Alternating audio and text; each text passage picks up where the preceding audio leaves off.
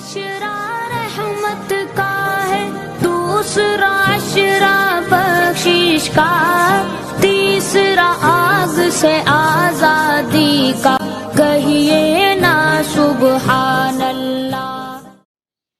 آج ہم فتح مکہ کے اعتبار سے کچھ ضروری باتیں گوش گزار کرنا چاہتے ہیں۔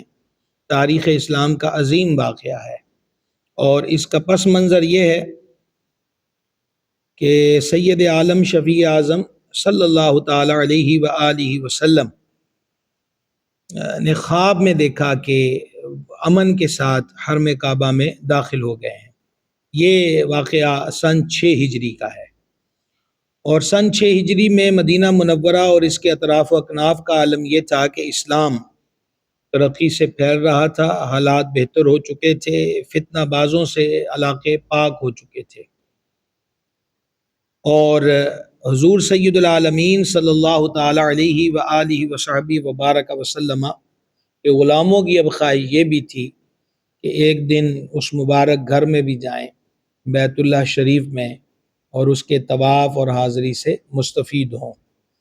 حضور صلی اللہ تعالی علیہ وآلہ وسلم نے مکہ شریف تشریف لے جانے کا اعلان فرما دیا، لیکن یہ تشریف لے جانا خالصتاً عمرے کے لیے تھا اور یہ واقعہ ذی قعدہ 6 ہجری بمطابق 628 سنہ عیسوی کا ہے۔ 1400 صحابہ کرام علیہم رضوان بارگاہ میں ساتھ ہمراہ تھے۔ حضور علیہ السلام نے ذو الحلیفہ سے احرام باندھا، 2 رکعت نماز ادا کی، قربانی کے اونٹ ساتھ لیے اور تلبیہ پڑھتے ہوئے مکہ شریف کی طرف روانہ ہو گئے۔ چونکہ مدت بعد مکہ شریف کا رخ تھا، تعداد بھی بہت زیادہ تھی، حکمت عملی یہ تھی کہ دشمن اس کو جنگی مہم نہ سمجھے۔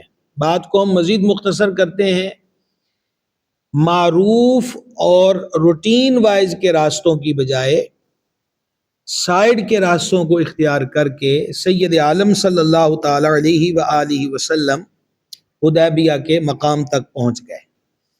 حدیبیہ کے مقام پر ہمارے آقا علیہ السلام کی مبارک اونٹنی قصبہ بیٹھ گئی، ایسے بیٹھی کہ اب اٹھائے اٹھتی نہیں ہے۔ نبی پاک علیہ السلام نے فرمایا کہ قصبہ تھکی نہیں ہے اور نہ ہی یہ اس کی عادت ہے کہ تھک کر بیٹھے، وَلَكِنْ حَبَسَهَا حَابِسُ الْفِيلِ، دراصل قصبہ کو اسی ذات پاک نے روکا ہے جس نے اصحاب فیل کے ہاتھیوں کو روکا تھا۔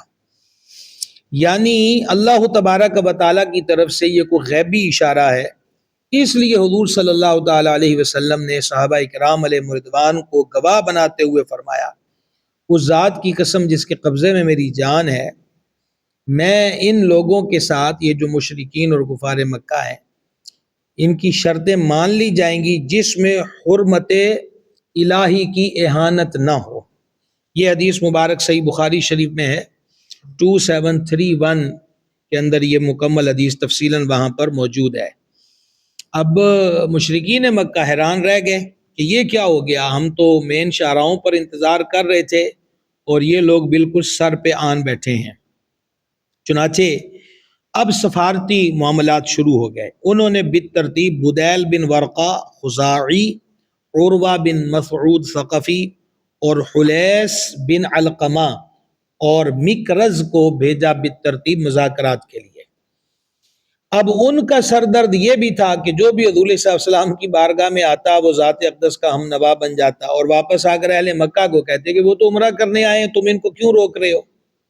تو اب ان لوگوں کو یہ پرابلم اور ٹینشن بھی تھی کہ اگر ان کو زبردستی عمرے سے روکا گیا تو اطراف و اکناف کے اندر یہ بات چلی جائے گی کہ یہ لوگ تو کعبے کے متولی تھے لیکن یہ تو اب اس کے ٹھیکیدار بن چکے ہیں، جس کو چاہتے ہیں عمرے کی اجازت دیتے ہیں اور جس کو چاہتے ہیں منع کر دیتے ہیں۔ اب جان عالم صلی اللہ تعالی علیہ وآلہ وسلم نے سیدنا عثمان غنی ذو النورین رضی اللہ تعالیٰ عنہ کو بھیجا اور ان کے ساتھ 10 افراد تھے، اور ان کو بھیجنا بھی ایک سفارتی کوشش تھی کہ ان کو قائل کریں کہ ہم لڑائی کے لیے نہیں آئے۔ سرکار امیر المومنین عثمان غنی ذو النورین رضی اللہ تعالی عنہ مکہ شریف تشریف لائے، قریش کے سرداروں کو یقین دلایا کہ ہم لڑائی کے لیے نہیں آئے، لیکن وہ ٹس سے مس نہ ہوئے۔ لیکن حضرت عثمان غنی رضی اللہ تعالیٰ عنہ کو پیشکش کی کہ آپ بیت اللہ کا طواف کر لیں، عمرہ کر لیں۔ حضرت ذو النورین رضی اللہ تعالیٰ عنہ نے فرمایا اللہ کی قسم میں ہرگز اس گھر کا طواف نہ کروں گا جب تک سید عالم شفیع اعظم صلی اللہ تعالیٰ علیہ وآلہ وسلم طواف نہ فرما لیں۔ اب بات بڑھتی رہی اور قیام طول پکڑ گیا، اور اس دوران یہ افواہ اڑ گئی کہ حضرت ذو النورین کو انہوں نے شہید کر دیا ہے رضی اللہ تعالیٰ عنہ۔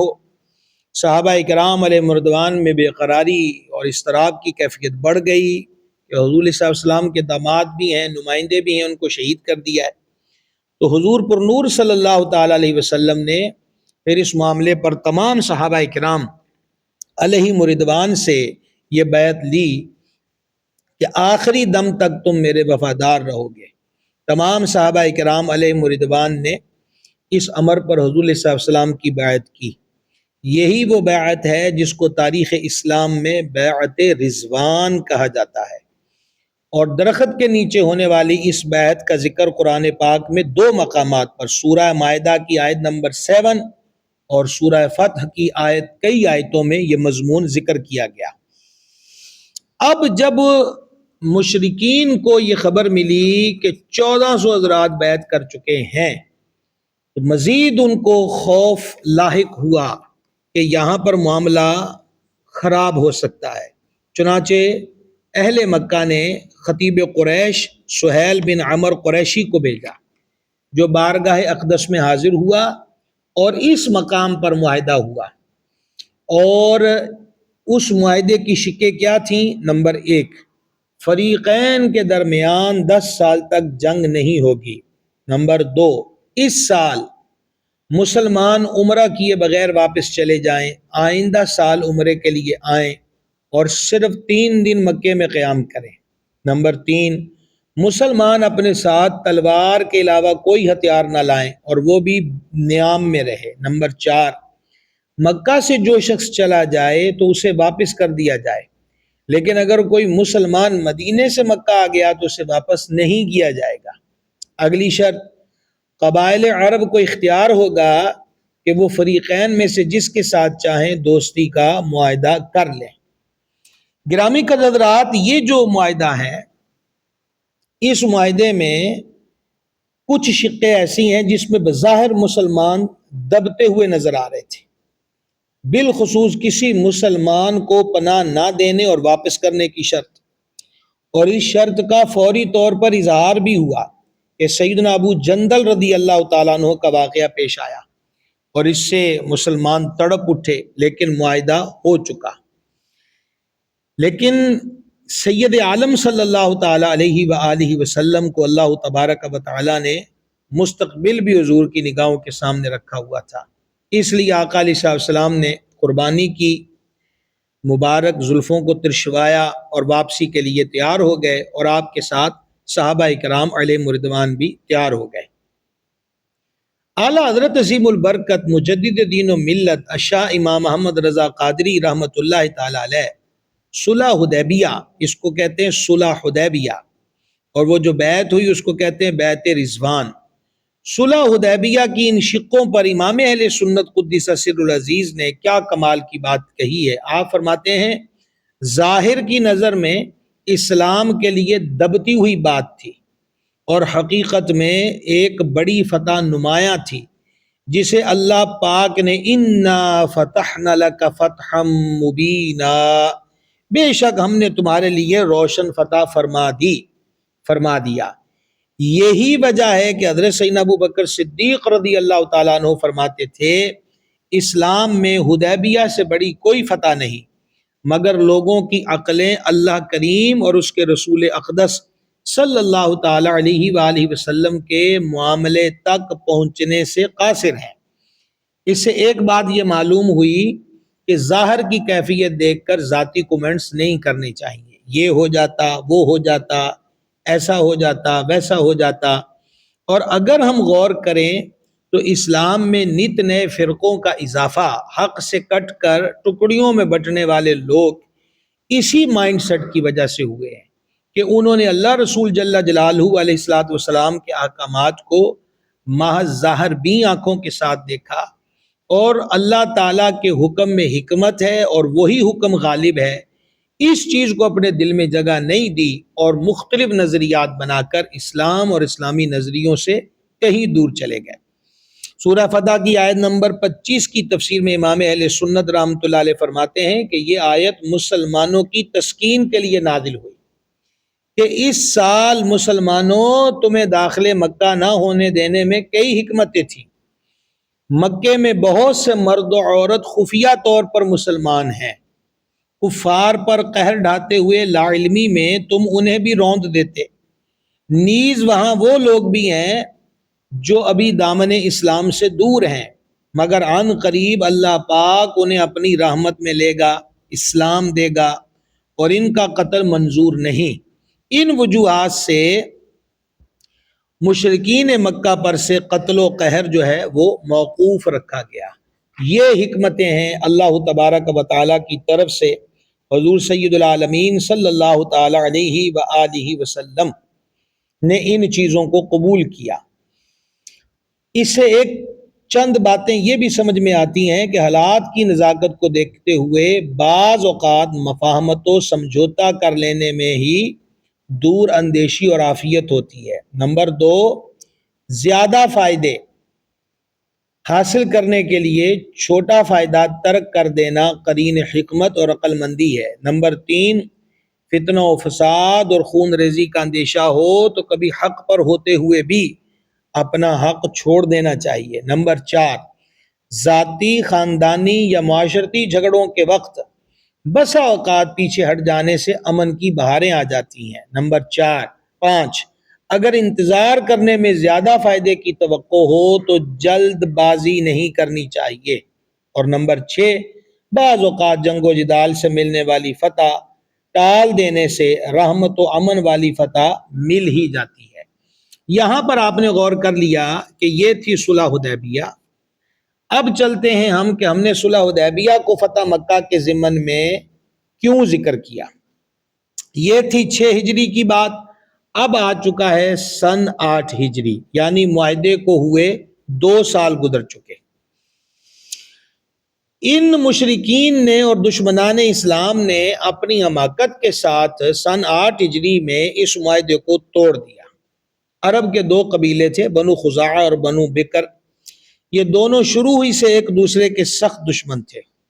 حدیبیہ کے معاہدے کے بعد سارے قبیلے خود مختار تھے، جس سے چاہیں معاہدہ کریں۔ بنو خزاعہ قبیلے نے حضور صلی اللہ علیہ وسلم کی خدمت میں حاضر ہو کر حلیف بننے کی خواہش ظاہر کی۔ حضور صلی اللہ علیہ وسلم نے اس کو قبول کر دیا۔ دوسرے مخالف فریق نے قریش مکہ سے معاہدہ کر لیا۔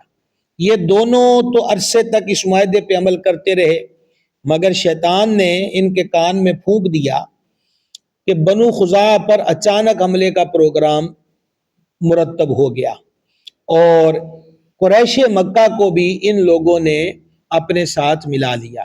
چنانچہ بنو خزاعہ پر ان لوگوں نے حملہ کیا، گاجر مولی کی طرح ان کو کاٹا۔ یہ لوگ حدود حرم میں داخل ہو گئے کہ شاید یہاں پر امن مل جائے، لیکن ایسا بھی نہیں ہوا۔ حدود حرم میں بھی ان لوگوں نے تیر و تلوار کو چلایا۔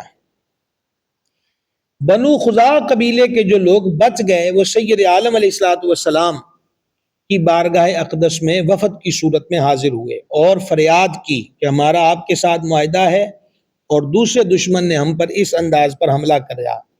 نبی پاک علیہ الصلوۃ والسلام نے تحقیق کے بعد قریش کے پاس ایک وفد بھیجا اور 3 تجاویز دیں قریش مکہ کو۔ نمبر 1، بنو خزاعہ کے مقتولین کی دیت ادا کی جائے۔ نمبر 2، اہل مکہ بنو بکر سے دوستی کا معاہدہ ختم کر دیں۔ نمبر 3، ورنہ حدیبیہ کے معاہدے کو کل عدم یعنی ختم ہونے کا اعلان کر دیں۔ قریش نے پہلی دونوں نہیں مانی اور ضد میں آ کر تیسری چیز کو مان لیا کہ ہم حدیبیہ میں ہونے والے معاہدے کو ختم کرتے ہیں۔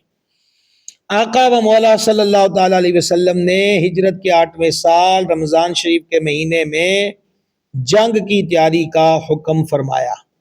یہ تیاری بڑی خاموشی اور حکمت کے ساتھ کی گئی تاکہ مشرکین مکہ کو اس کی اطلاع نہ پہنچے۔ حضور سرور عالم علیہ السلام نے ماہ رمضان کی 10 تاریخ کو کم و بیش 10,000 کا لشکر لے کر مکہ شریف کی طرف روانہ ہوئے۔ بعض قبیلے راستے میں ملے تو وہ بھی ساتھ ملتے گئے اور یہ تعداد کم و بیش 12,000 تک پہنچ گئی، اور یہ بہت بڑا لشکر تھا۔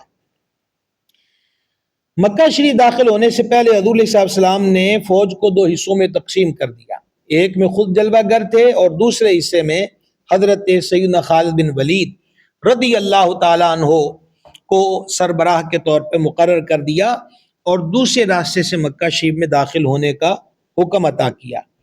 آقا علیہ الصلوۃ والسلام نے امن کے لیے اعلان فرمایا کہ جو ہمارے مقابل میں نہیں آئے گا اس کے لیے امان ہے۔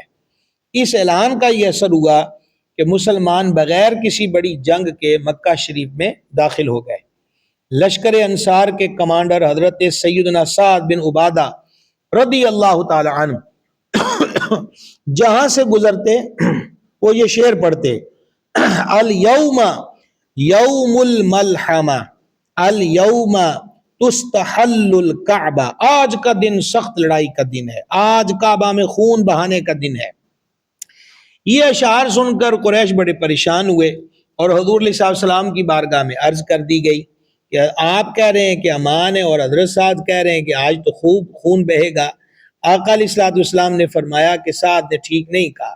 اس کے بعد حضور علیہ السلام نے حضرت سعد سے جھنڈا لے کر انہی کے صاحبزادے سیدنا قیس کو عطا فرما دیا تاکہ انہیں حقیقت کا ادراک بھی ہو جائے اور ان کا دل بھی نہ ٹوٹے۔ اب آب ذی وقار فاتحین کے دنیا میں مختلف طور طریقے رہے ہیں، طبل بجاتے ہوئے، رقص کرتے ہوئے، گردنوں کو اکڑاتے ہوئے، فخریہ اشعار پڑھتے ہوئے، زمین پر زور سے پاؤں مارتے ہوئے۔ اس انداز پر لوگ جب فتح پاتے ہیں تو وہ مفتوحہ علاقوں میں شرکت کرتے ہیں، مگر قربان جائیے سید العالمین خاتم النبیین اکرم الاولین والآخرین صلی اللہ تعالی علیہ وآلہ وسلم کی ذات اقدس پر کہ حضور کی ذات اقدس سے اس دن اس قدر عاجزی انکساری کا اظہار تھا رب کے دربار میں کہ آقا و مولا علیہ السلام کی مبارک عالی مرتبت گردن اقدس اتنی جھکی ہوئی تھی کہ کجاوا سر انور کے بوسے لینے کے قریب ہے۔ اللہ غنی حمید۔ نبی پاک صلی اللہ علیہ وسلم مکہ میں جلوہ گر ہوئے، اپنی چچا زاد بہن حضرت ام ہانی بنت ابی طالب رضی اللہ تعالیٰ عنہ کے مکان پہ تشریف لے گئے، وہاں تشریف لے جا کر غسل کیا، پھر 8 رکعت نماز چاشت ادا کی۔ حضرت ام ہانی نے عرض کیا کہ میں نے 2 افراد کو امان دی ہے، لیکن میرے بھائی مولا مرتضیٰ کرم اللہ تعالی وجہ الکریم ان کے پیچھے ہیں۔ حضور علیہ السلام نے فرمایا اے ام ہانی، جسے تم نے امان دے دی اسے ہماری طرف سے بھی امان ہے۔ اس وقت حضور صلی اللہ تعالی علیہ وسلم کا جھنڈا جنت المعلا جو مکہ شریف کا معروف قبرستان ہے اس کے قریب موجود، آج وہاں ہے مسجد فتح، اس مسجد فتح کے پاس گاڑا گیا۔ فتح مکہ کے موقع پر چند ایسے مجرم تھے جن کے بارے میں حضور علیہ السلام نے اعلان فرمایا کہ یہ جہاں بھی ملے، کعبے کے پردے میں بھی ملے، ان کی گردن اتار دی جائے۔ اور ان مجرموں کا جرم یہ تھا کہ وہ سید عالم علیہ السلام کی گستاخی کرتے تھے، توہین کرتے تھے، توہین پر مبنی اشعار لکھتے تھے، گانے والی عورتوں سے پڑھواتے تھے۔ پتہ چلا کہ حرمت مصطفیٰ علیہ تحیت و ثنا کا مقام اور اہمیت اس قدر ہے کہ کعبہ شریف کا پردہ بھی اسے امان نہیں دیتا، اور وہ وہاں بھی پایا جائے تو اسے واصل جہنم کیے جانے کا حکم خود نبی مکرم صلی اللہ تعالی علیہ وآلہ وسلم نے ارشاد فرمایا۔ اور باقی تمام لوگوں کے لیے اس شرط پر معافی کا اعلان تھا کہ وہ مقابلہ نہ کریں۔ نبی کریم صلی اللہ تعالی علیہ وسلم اس کے بعد اپنی مبارک اونٹنی پہ جلوہ گر ہوئے، حضرت سیدنا اسامہ بن زید رضی اللہ تعالیٰ عنہ کو ساتھ بٹھایا اور مسجد حرام کی طرف روانہ ہوئے۔ اللہ اکبر کبیرہ۔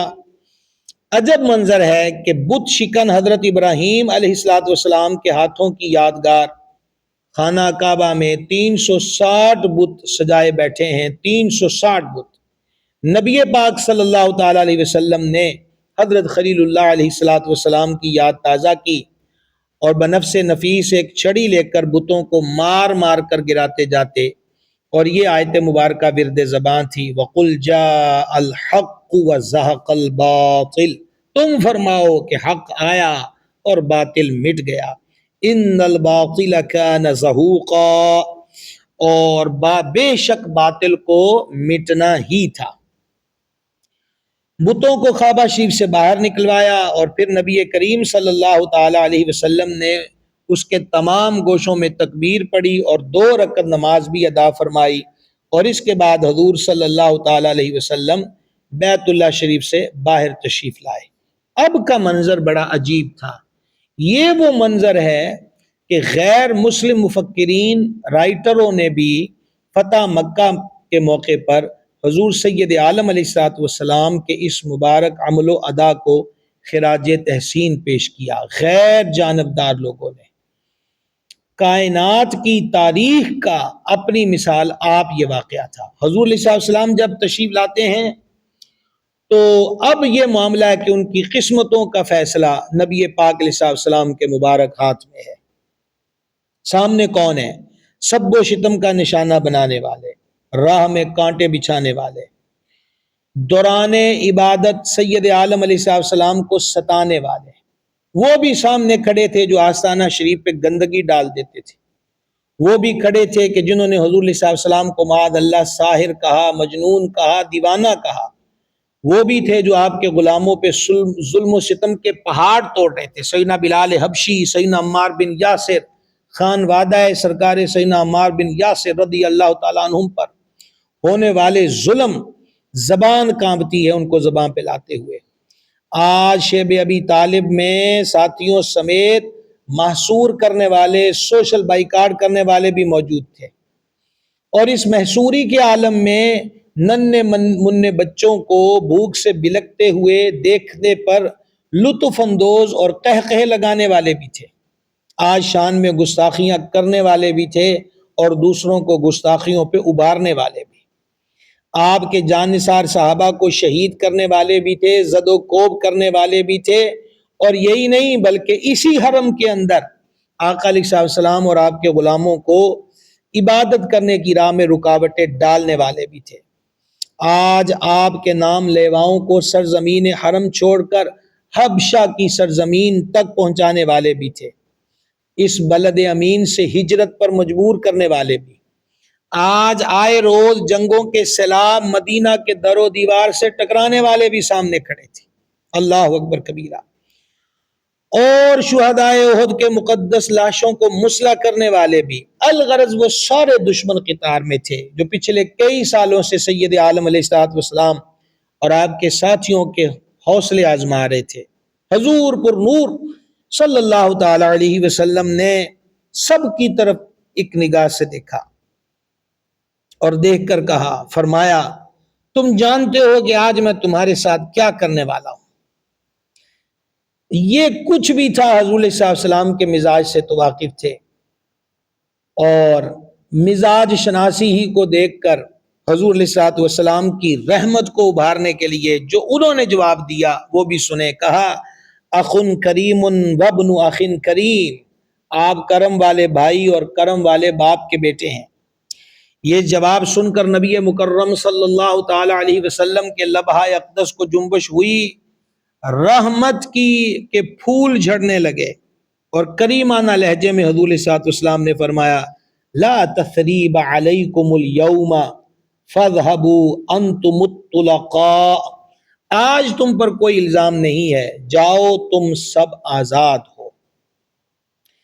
حضور علیہ السلام کی اس عام معافی کا نتیجہ نکلا، جیسا کہ آپ نے حدیبیہ کی جو صلح نامہ تھا اس کی چند شکوں کو دیکھا کہ بظاہر دبتے ہوئے نظر آتے ہیں، تو یہاں پر بھی ہو سکتا ہے کہ آج تو ان کو کاٹ دیا جائے، اور ان کو کاٹ دینا ان کے ظلم کی سزا ہے اور یہ مجرم ہے، لیکن حضور علیہ السلام کی نگاہ وہ دیکھتی ہے جو اور نہیں دیکھتے۔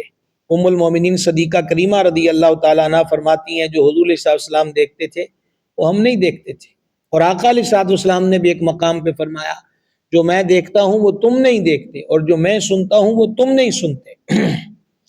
اس کا نتیجہ یہ نکلا کہ بہت سارے دشمنوں کی گردنیں جھک گئیں اور ان کے دل و دماغ سے اسلام کی مخالفت کی جو سیاہی تھی نا وہ دھلنے لگ گئی، اور کثیر لوگوں کو دل و جان سے اسلام قبول کرنے کا موقع ملا۔ یعنی یوں کہہ لیجئے کہ فتح مکہ کے روز میرے کریم علیہ الصلوۃ والتسلیم کی اس ادائے دلربا نے ان کفر و شرک میں پڑے ہوئے لوگوں کے کفر و شرک کو ختم کر دیا، اور کثیر تعداد کو کلمہ شریف پڑھنے کا شرف حاصل ہوا۔ اب آپ کی ذی وقار یہ مختصر سا تذکرہ ہم نے آپ کے سامنے رکھا فتح مکہ کا۔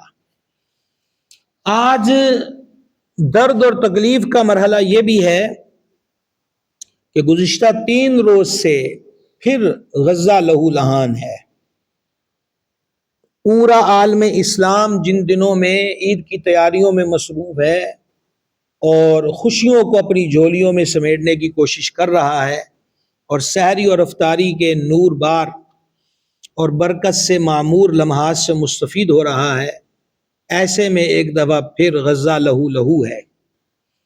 اور صرف میڈیا پر آنے والی خبروں کے مطابق کم و بیش 300 کے قریب نو عمر، کم سن، دودھ پیتے بچے شہادت کا جام نوش فرما چکے۔ اللہ کریم سے ہم اپنے ان مظلوم بھائیوں کے لیے دعا گو ہیں، اور دعا کرتے ہیں کہ اللہ کریم اسلامی ممالک کے سربراہوں کو اپنے ان مظلوم مسلمان بھائیوں کی مدد کا جذبہ عطا فرمائے، یہ خواب غفلت سے بیداری بخش دے، اور جو انہوں نے بزدلی اور سستی کی چادر لی ہوئی ہے مالک کریم انہیں اتارنے کی توفیق دے، اور اللہ کریم بدر والوں کا، احد والوں کا جذبہ صادقہ مرحمت فرمائے، حق کے لیے کھڑے ہونے کی توفیق دے، عام مسلم امہ کو ان ظالموں کی مصنوعات کے بائیکاٹ کی توفیق دے۔ صرف مصنوعات ہی نہیں، یہ دشمنان اسلام کے طریقوں، رویوں، انداز، تہذیب و تمدن اور ان کی مختلف مرحلوں کی اداؤں کو اپنانے سے دور کرے اور سید عالم علیہ السلام کی غلامی کی طرف لے کر آئے۔ میں تمام دیکھنے والے بہن بھائیوں سے ملتمس ہوں کہ ہم آزاد ملک کی آزاد فضاؤں میں ہیں، اللہ کریم وطن عزیز پاکستان پہ بھی رحم کرے، اور اس وطن میں بھی جو موجودہ دہشت و وحشت ہے اس کو دور کرے، امن و امان مرحمت فرمائے، سرحدوں پہ کھڑے افواج پاکستان کے جوانوں کی حفاظت کرے، جو اس ملک کی حفاظت پر لگے ہیں ان کو محفوظ رکھے۔ عرض یہ کرنا چاہتا ہوں کہ ہمیں بے حس نہیں ہونا چاہیے، کم از کم اپنے اور مظلوم بھائیوں کا درد ہم پہلے بڑے بڑے ظالموں کی ہسٹریاں کتابوں میں پڑھتے اور آپ لوگوں کو تقریروں میں سناتے آئے، لیکن ان مسلمانوں پر، وہ کشمیر ہو یا فلسطین ہو، ان مسلمانوں پر جو ظلم و ستم ہو رہا ہے وہ تو اب آپ کو کیمرے کی آنکھ دکھا رہی ہے۔ اڑتی ہوئی لاشیں، کٹتے ہوئے وجود، لاشوں کا ہجوم اور انبار، کتنے درد کی بات ہے، اور ہمیں رب تعالیٰ سے ڈرنا بھی چاہیے کہ آج سحری اور افطاری کے وقت ہمارے دسترخوانوں پر کثیر اشیاء ہیں، لیکن دوسری طرف اسی مظلوم خطے میں وہ بڑھتے ہوئے چاول، بڑھتی ہوئی دال لینے کے لیے سینکڑوں لوگوں کے برتن اور ایک دوسرے پہ گرنے گرانے کے مناظر، پانی کا ایک ٹینکر آتا ہے جسے پانے کے لیے کیا بڑے، کیا بوڑھے، کیا مرد، کیا عورتیں بوند بوند کو ترستے ہوئے غزہ کے مجبور۔ ہمیں بے حس نہیں ہونا چاہیے۔